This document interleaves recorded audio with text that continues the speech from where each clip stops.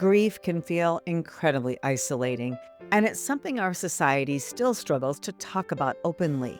The full range of emotions, the unexpected reactions, the weight of it all. In this episode of Grieving Out Loud, we're having those conversations, the ones that too often go unspoken. I quickly found that people got tired of me talking about my grief. Mm-hmm. And a friend of mine told me this. He had lost his daughter in a car accident. She was killed instantly a few months before my son died. And he told me about the car cry. He said, people are going to get tired of you crying and they're not going to want to hear about your grief. He said, so I cry in the car. Stephanie Peirolo battled substance use disorder after losing her dad as a teen. Once she found recovery, she faced another unimaginable loss, her 19-year-old son.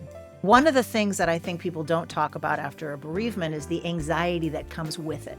Oh, I am now constantly afraid that the people I love are going to die. I see that yes. you're nodding. Does that Yes. resonate with you? Yes, I could, because I think we have a false sense that we are somehow protected or insulated from loss before it knocks on your door, Right. before death knocks on your door.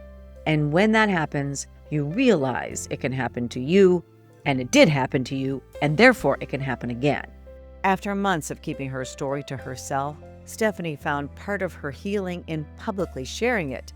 Today, she's a board-certified executive coach and writer out with a brand new book. I will grieve RJ as deeply as I loved him. Yes. And there's something comforting about that. Like, I really loved my son. I really liked him. And so that is going to live on in me. And in that way, it makes me feel better about it, and sort of accepting, like, I'm never going to be done with this grief because I'm never going to be done loving him.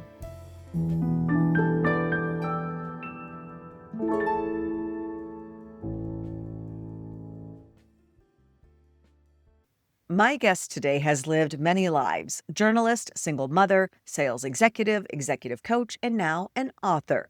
But perhaps the most defining chapters of her story are the ones that she didn't choose: losing her son at age 19 and finding her way to sobriety more than 3 decades ago.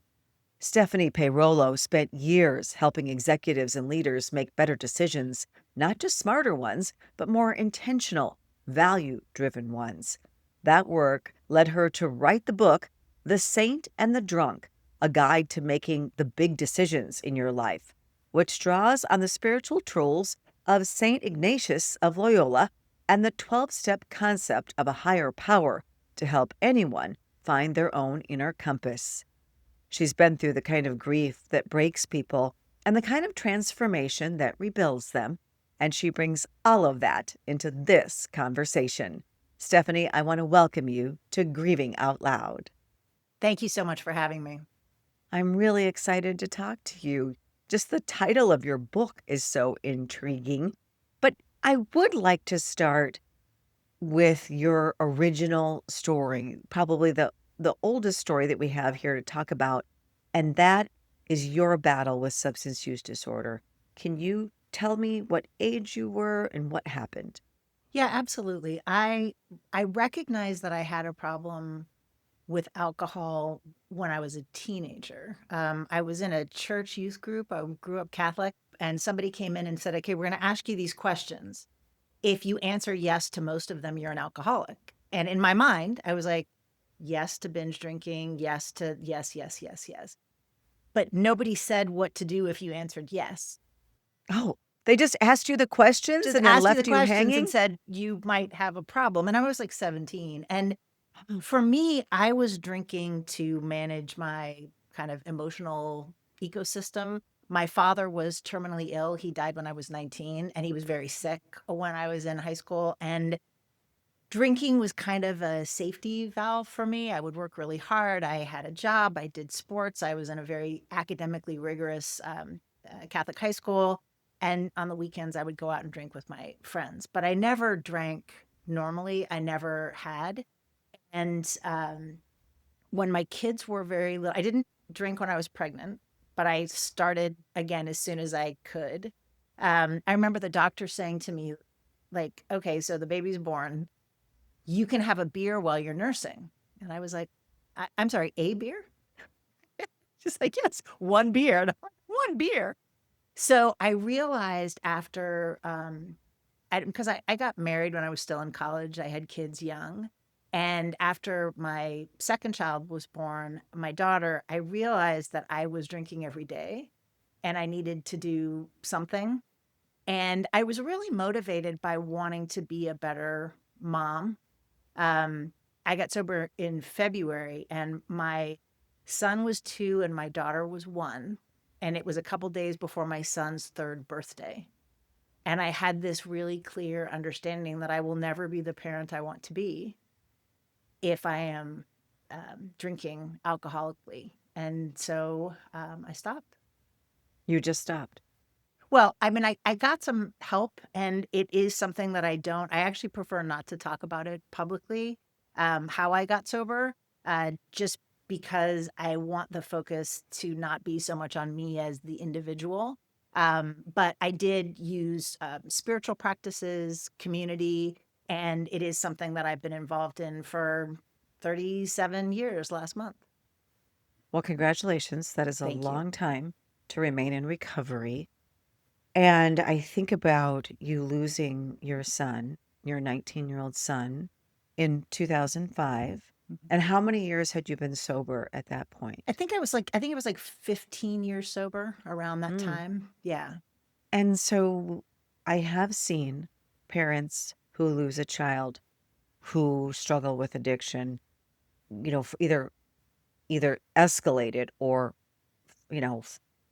relapse and start drinking or using other things after the death of a child. I have known people that that's happened to. So let's talk about the loss of your son and how you were able to face that sober. Um, well, there were a couple things that happened. One was I have another child. So what happened with my son is he was in a car accident when he was 16 Mm. and he was driving to his best friend's house. He had no drugs or alcohol. He had his seatbelt on. It was just a winter night in a rainy kind of back road, and he was hit from the side and was severely disabled. He had a severe traumatic brain injury. And we weren't sure he was going to make it through that accident, but he did. And my daughter was 15 at the time. And so he was in and out of hospitals. So I was at hospitals, ICU. I was a single parent. Their father lives in Europe. So it was, I mean, I have other family, but it was pretty much me. And so my first priority was to make sure my son had the care he needed, but also take care of my daughter. One of the things that I realized is that when you have a child who is gravely ill, or in the case of my son, disabled, it's very hard to make sure that the other sibling or siblings get the attention that they need. Um, Fortunately, I do have family here, and they were very, kind of careful of her. But one of the things that I was really clear about is that I wanted to stay available to her. And she had only ever known me sober, right? And so I didn't think that my getting drunk again would help matters in any way. So that was one motivation. After my son died, there was people who I knew who were sober, um, were very generous, people in my community. And I heard from people who I didn't even really know well who had lost children in sobriety. And what they told me was, you have to keep talking about it. Keep talking about it. Show up, cry, ugly cry. Don't pretend you're okay with it, and don't hide out in a cave and stop engaging with people. Because some of the people that shared that with me had gotten drunk, and they said, I isolated, I stopped talking to people, and I got drunk. And I remember another woman saying, I just kept showing up and talking to people and crying, and I was able to stay sober through that. And so that's what I tried to do. It strikes me that you experienced two grave losses. First, the loss of your son as he was. When someone has a traumatic brain injury like that, I mean, that's a huge loss in and of itself. And then when he dies, it's a second loss. Well, and it's a good point, because one of the things I realized is that a lot of times people will suffer a loss and they will focus on the bereavement without understanding that there can be a cascading series of losses. So my son was in a car accident and profoundly disabled. I had an insurance company that didn't want to pay his bills. And Oh, so I was fighting with the insurance company. I was, tremendously in debt. And the stress of that on top of the stress of like just trying to get him medical care, it he kept getting kicked out of hospitals because he was too profoundly disabled to show progress, and the insurance companies want you to show progress to continue to pay. So I actually took him home when he was in a coma. Um, so I think that a lot of times we as a culture will tend to treat the loss as an isolated incident without recognizing that for many of us, there were problems before that, whether it's drug addiction or mental health issues or cancer, or that impacts the whole framework of your existence, and you're already tired by the yeah. time you get there. I think any parent who's gone through a prolonged illness and has been let down by the system, like you're talking about, which happens so often, Right. or has dealt with a child with addiction and all of, the hope of recovery and then the things that don't happen, anybody can relate to that weariness. Yeah. And I think that, I mean, it's funny because a lot of times my daughter, who is now grown, and I have sort of noticed that since this was our experience, this was our life, we will tend to discount it, and we'll forget that, like, for most people, particularly for my daughter, who was a teenager, this Mm, is a catastrophic rupture of your life. But to us, right.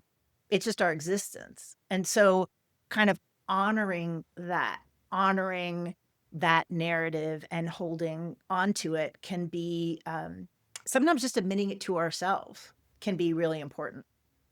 Right. Not everybody goes through this. Not everybody has to experience something like this. And it did impact, it certainly shapes our other children when there is something traumatic that happens within the home and an unexpected death, a catastrophic loss certainly impacts other children in the home and certainly impacted mine.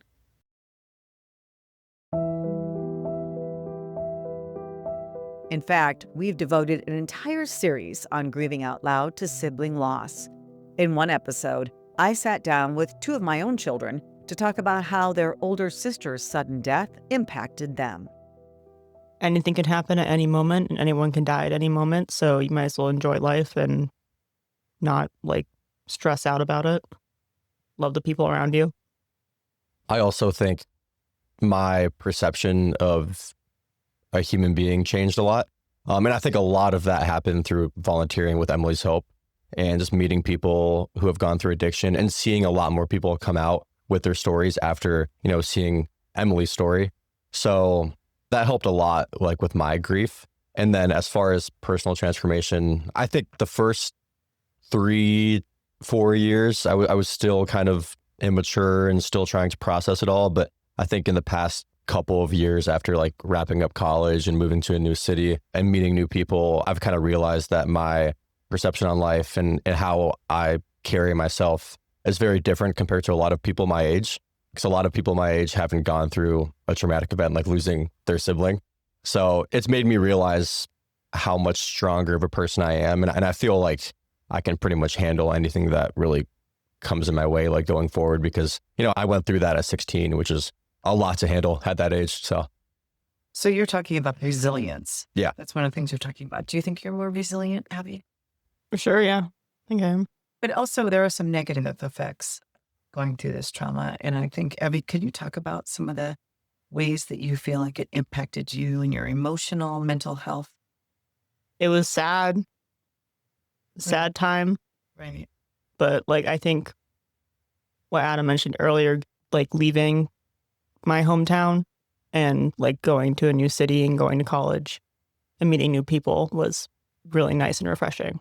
you got a fresh start where everyone Mhm. didn't label Yeah. you as Emily's sister or Emily's brother Mhm. because I am in the public eye in our community and people knew the story, right? You can listen to the full conversation with my kids by visiting the episode show notes. We've put a link there for you. While you're there, we'd really appreciate it if you just take a moment to rate and review this podcast, and please share it with someone you know needs to hear it.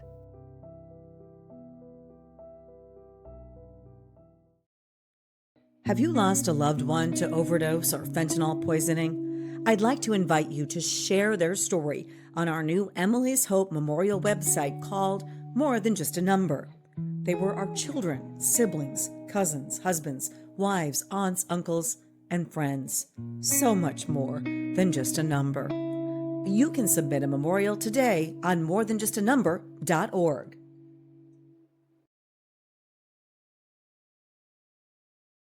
And you went on after your son's death and to write these books and to work with people. And how did his death change you? Um, I would say fundamentally it broke me. And I have come to accept the brokenness and to try to name that for other people. In my book, The Saint and the Drunk, I talk about decision making. And the central part of the book is to invite people to look at the different narratives that influence us. Um, what we are told about money. Who gets to have money? Do women get to have money? Who gets to have power? If you leave something that doesn't serve you, are you quitting or are you evolving? So I take all of these different narratives and I examine them. And one of the things that I've been trying to do consistently for myself and for others is to highlight the narratives around grief and loss and invite myself and others to reframe their narratives around loss. In fact, my next book, which I'm working on right now, is about reframing the narratives around loss. Because what I found is that there were all of these narratives about how I was supposed to react as a bereaved parent. Mm-hmm. And some of them were helpful, right? My friends, we have sort of a Black sense of humor in my friend group. And they would sometimes say to me, like, you can totally play the dead kid card here. You can totally play the dead kid card. And we would say that because there is an acknowledgement, I think, in our culture generally, that losing a child is the worst thing that can happen to a person. And I don't think we have to be competing with one another, but I think most people understand that a mother who has lost a child has a particular burden to bear. And that was a helpful narrative to me, at least. I found challenging narratives to be what other people thought of my grief. Right. So I found that there was this prevalent idea that you're supposed to have a timeline, and mine was too long. Like, okay, it's been a year. Are you done yet? It's been 5 years. It's been 10 years. I mean, this last summer was the 20th anniversary of my son's death. And certainly my grieving process is very different, but it's not done yet. So interesting you say that because I know we have a lot of people listening and watching this podcast who are relatively early in their grief. I'm talking the first 2 to 5 years. I think, although society says 5 years is maybe too long, I still consider that early grief. Can you talk about, because I think when they hear somebody like you, 20 years, almost going on 21 years, and you're not done with it. You're not done with it. It doesn't suddenly evaporate and leave. Can you tell me how it changes and how it presents itself? I'm talking about grief Right. 20 years later.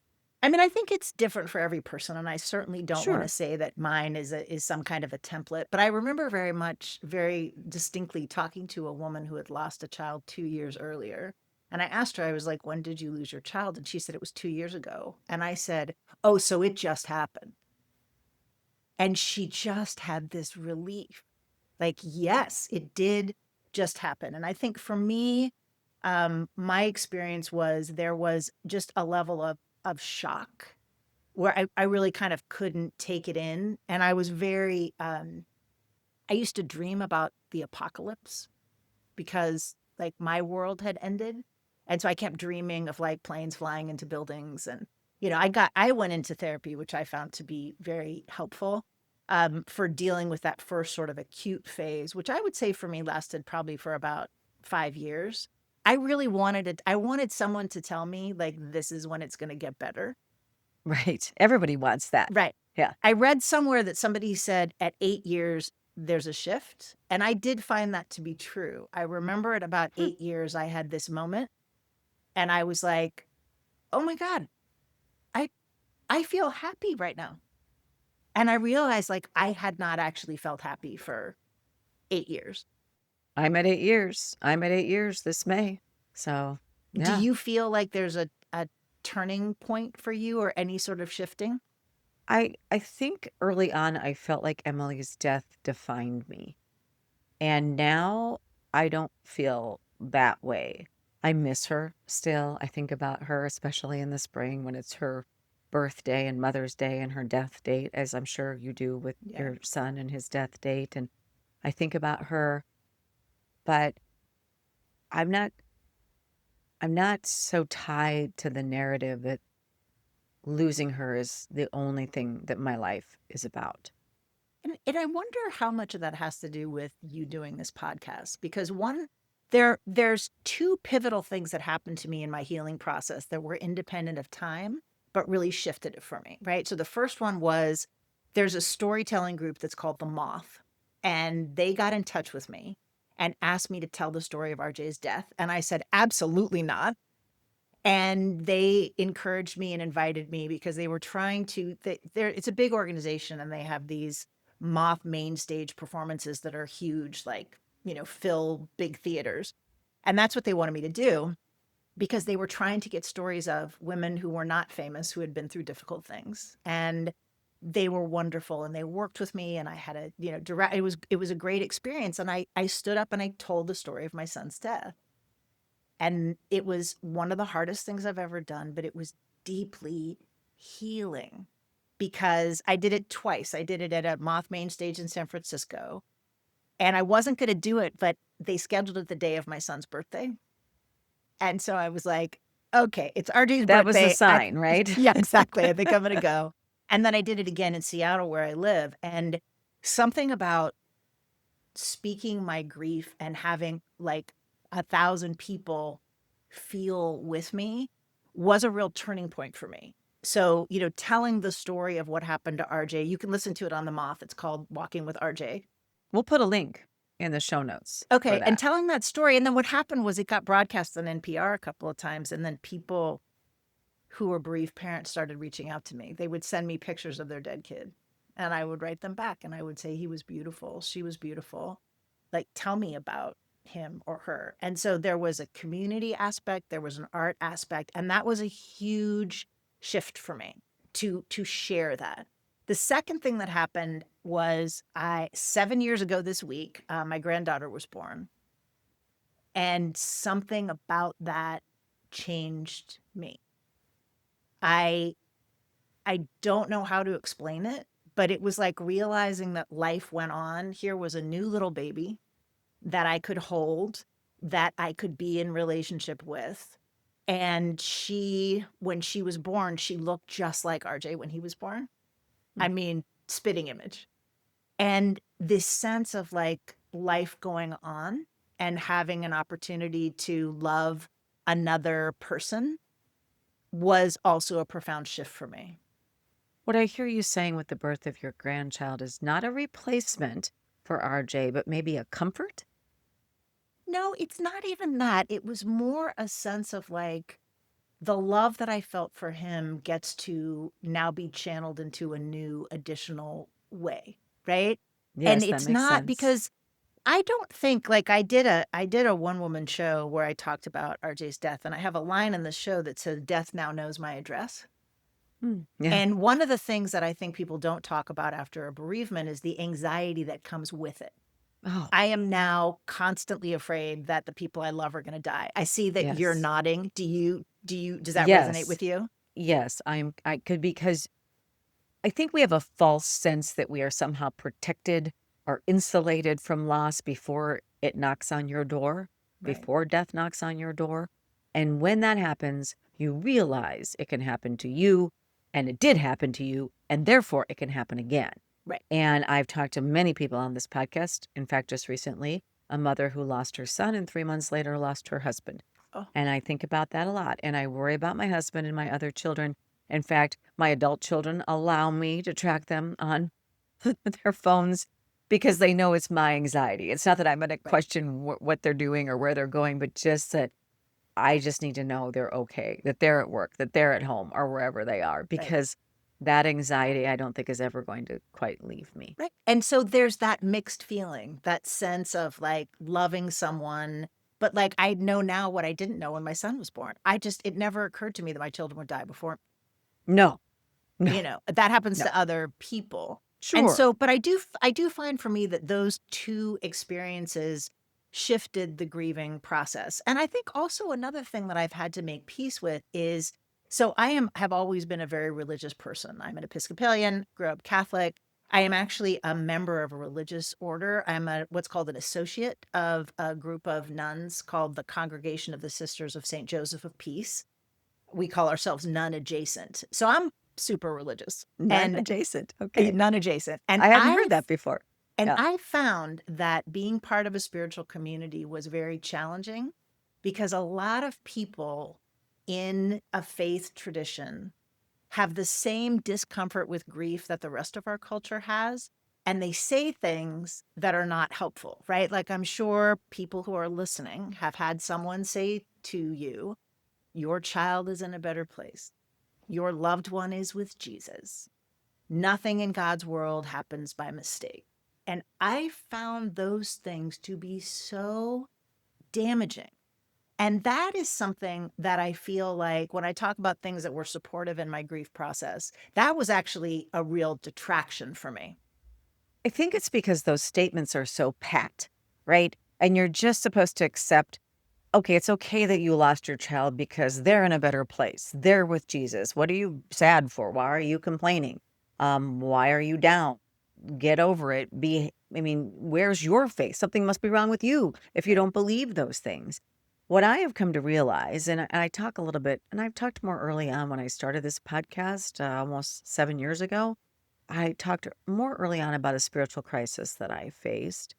But I think what I have come to understand is that I can still be a spiritual person and be okay with not knowing.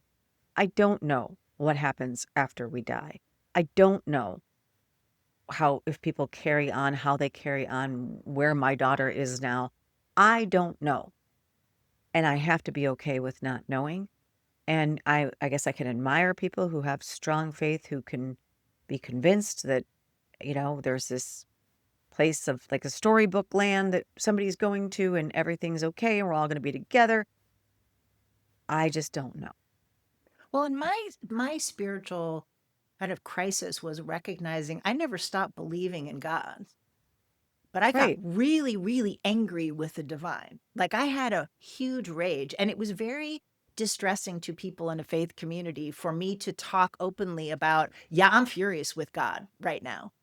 And because it's like, you can't be, you're supposed to whatever. And it was really important for me to reclaim the authenticity of my emotions and to realize like the God I believe in is big enough to handle my rage and my anger and my frustration. And I actually learned this when I was early in sobriety. I was trying to figure out like spiritual practice and what, I had so many questions. I mean, I'm in my 20s and I went to talk to a Catholic priest and I was like, how do I pray? And he said, just talk to God like you would talk to me. And my father had just died, and I was mad at God about that. And I said, well, I couldn't talk to you the way I couldn't because I would cuss. And he kind of turned to me. He's a really small man. And he said, it's okay to cuss at God. And I thought, well, he's a Catholic priest. He knows. And so I went home and I kind of looked up at the ceiling as if like that's where the divine is. But I looked up and I said, F you. And I just started cussing at God.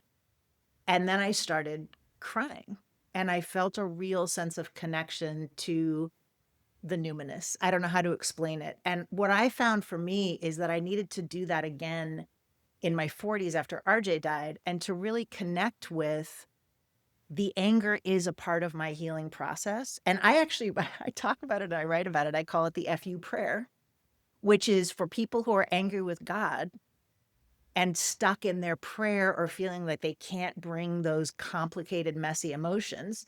Try cussing at God and see what happens. And a lot of people have found that to be helpful. Are you ready to protect the next generation from the dangers of substance use? Emily's Hope has created a comprehensive K-12 substance use prevention curriculum designed to educate, empower, and equip students with the tools they need to make healthy choices. Our age-appropriate lessons start in kindergarten and build through high school, using science, real stories, and interactive learning to help kids understand their bodies, brains, and risk of drug use. We're already reaching thousands of students across multiple states, and we're just getting started. Visit emilyshopeedu.org to learn more and share our curriculum with your school administrators and counselors. At Emily's Hope, we believe prevention begins with education. Let's work together to keep our kids safe.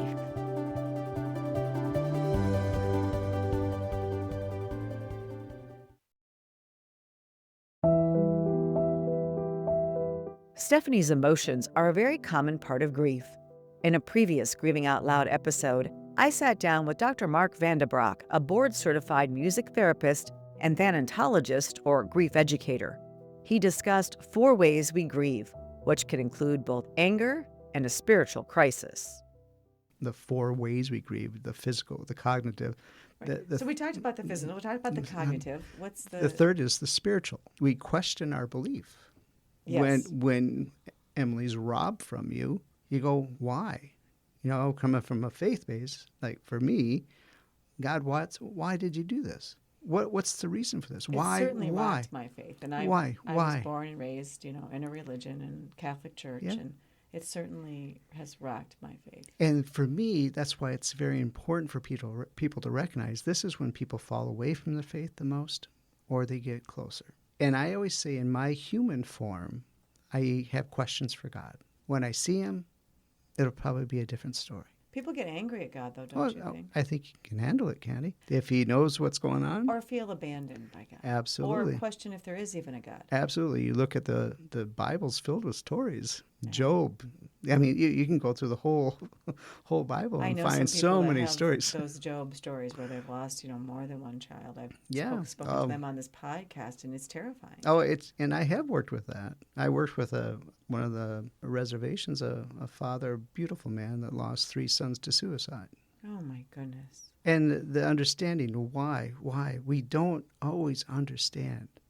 And that's when I go back to my conversation to get it from the inside out is what's so critical. Then rip it up and focus on the gifts that child had. We can choose to focus on their death, or we can choose to focus on their life. What do you think is going to be better? That's a really good point. I love that. Choose to focus on their life instead of on how they died.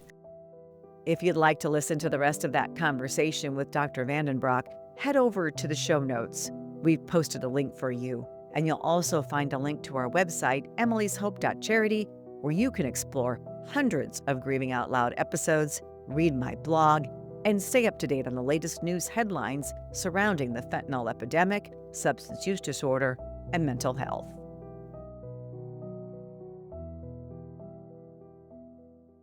How do you think people should handle it when someone tells them, oh, your loved one is in a better place, your loved one is with Jesus, or challenge them, where's your faith?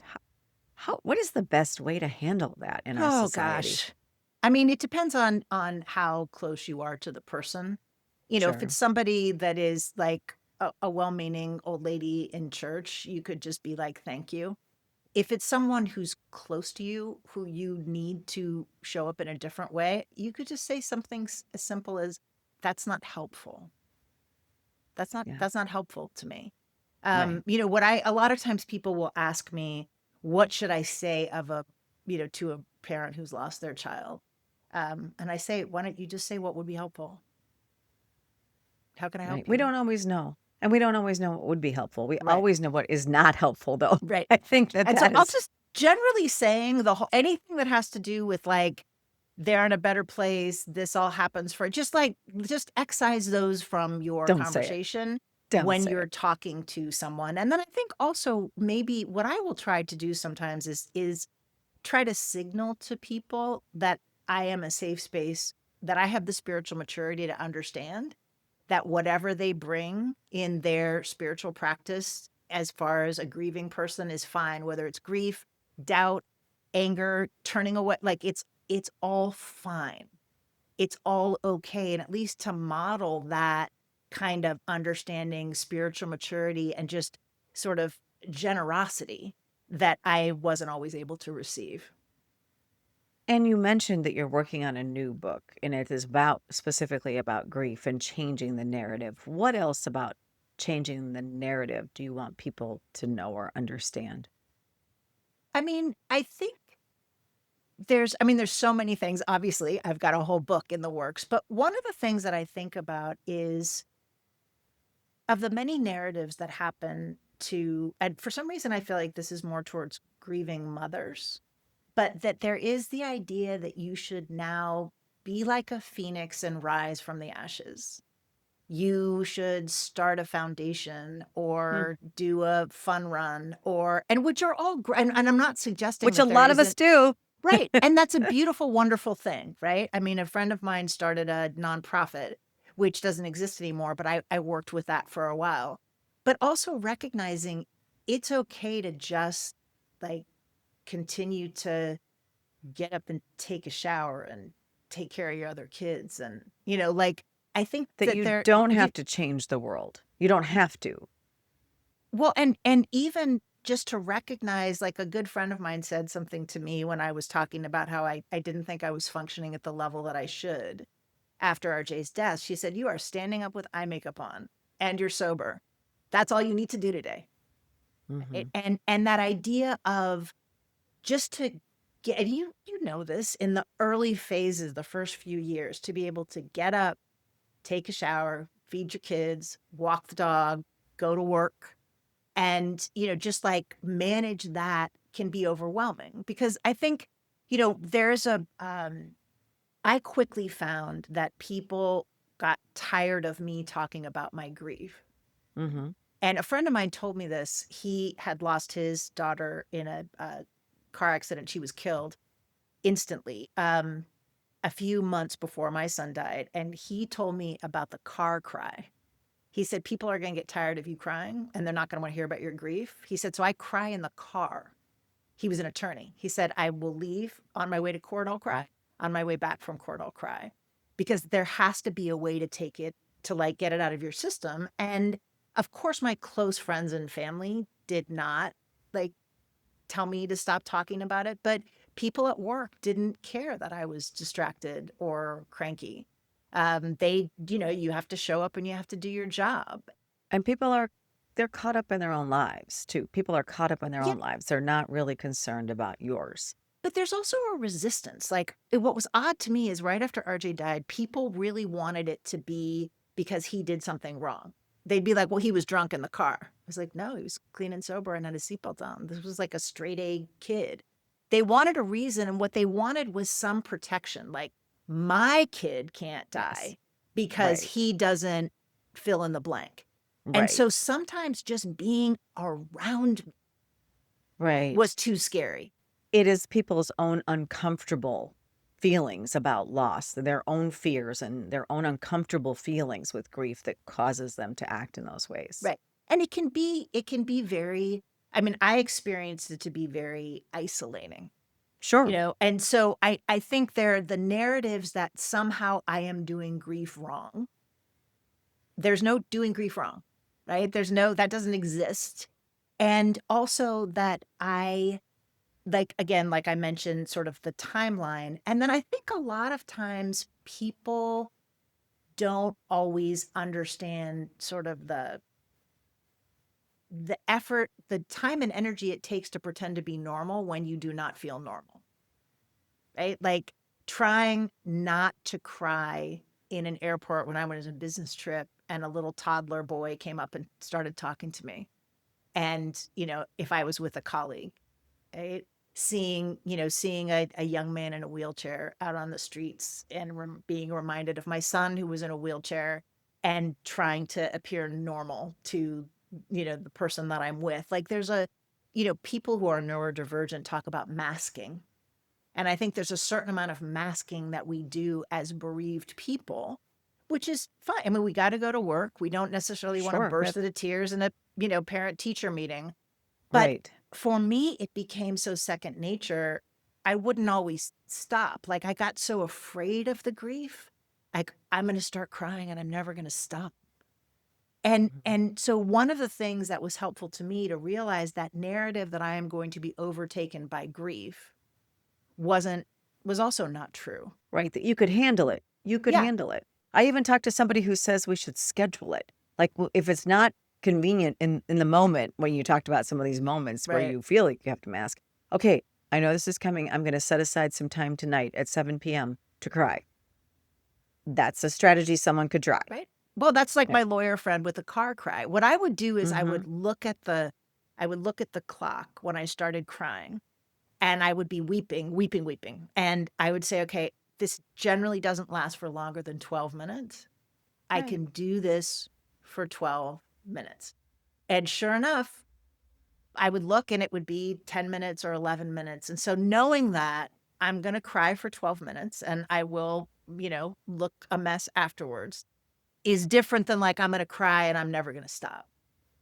Yeah, it's so interesting to me as more time goes by how I can stop. Yesterday was one of these days for me because I was working on a blog and it was about my daughter.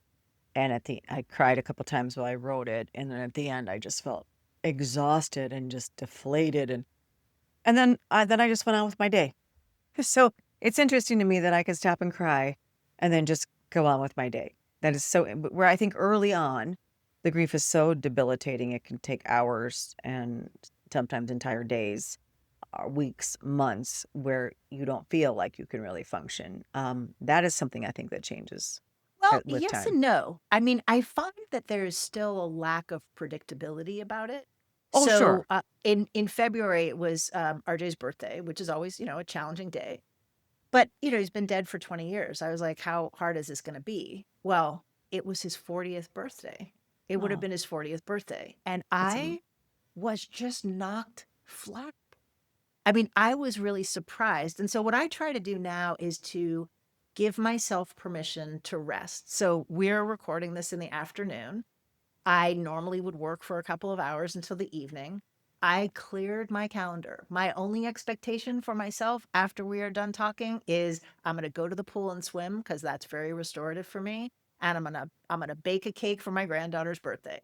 That's it. I am not going to check email. I'm not going to do anything else because for me a lot of it is there was a certain I have to keep up these high productive type A standards. Otherwise, I'm going to fall down the slippery slope to never getting out of bed. And realizing there's a middle ground. I can care for myself and allow for there to be bad days. Because for me, I find that grief is like weather, that there are some days that are just very intensely grief stricken and they don't always have a reason. It can just be a Thursday. There are other times where it is connected to something. Like RJ died in the summertime and it was really hot. Anytime the weather's hot, I'm like, it's a tough grief day. But recognizing I don't always have control over when things come up and to just sort of be okay with that. right. To be okay with it, to be okay with not being in control. And so much of all of this is not being in control.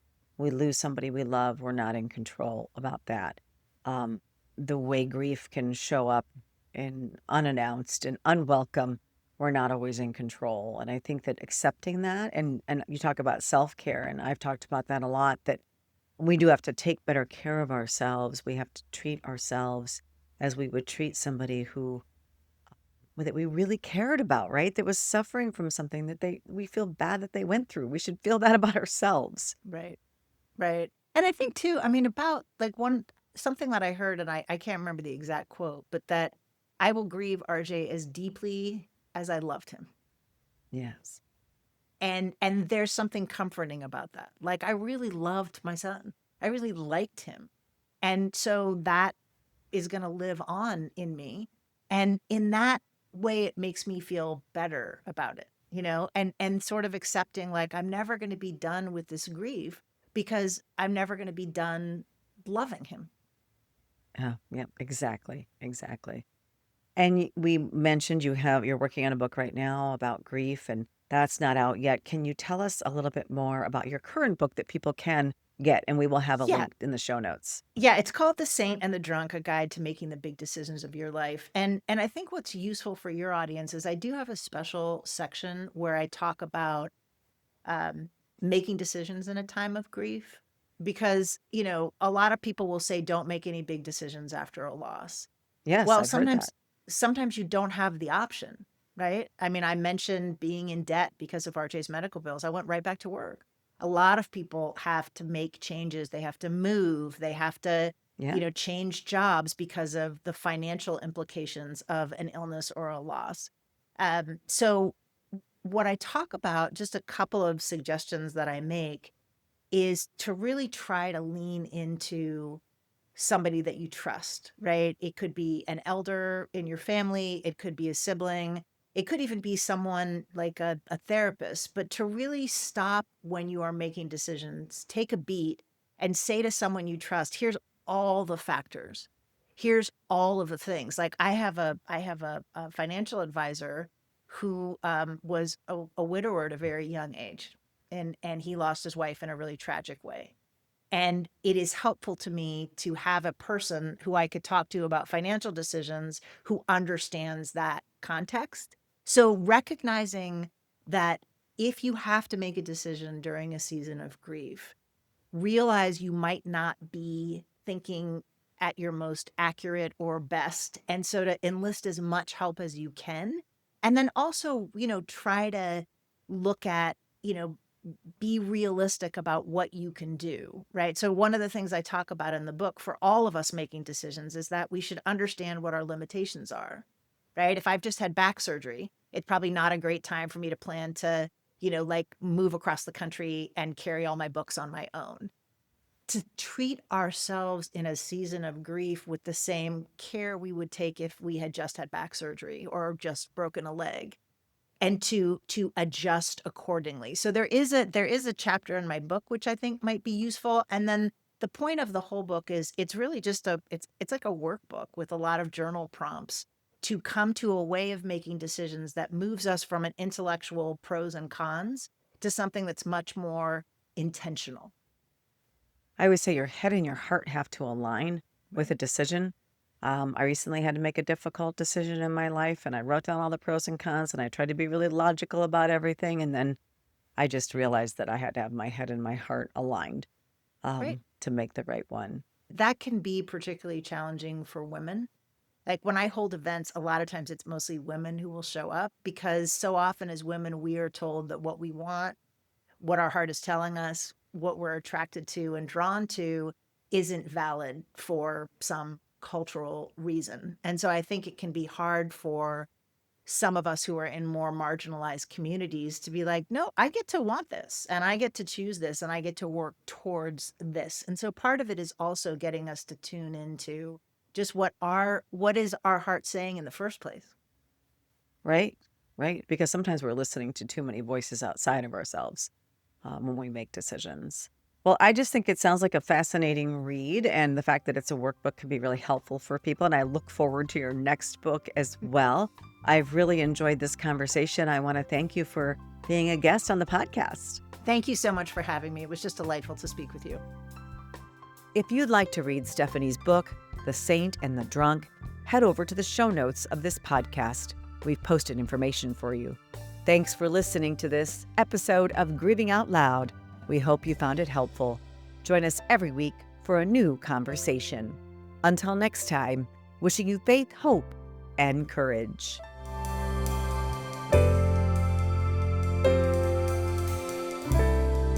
This podcast is produced by Casey Weinenberg King and Kaylee Fitz.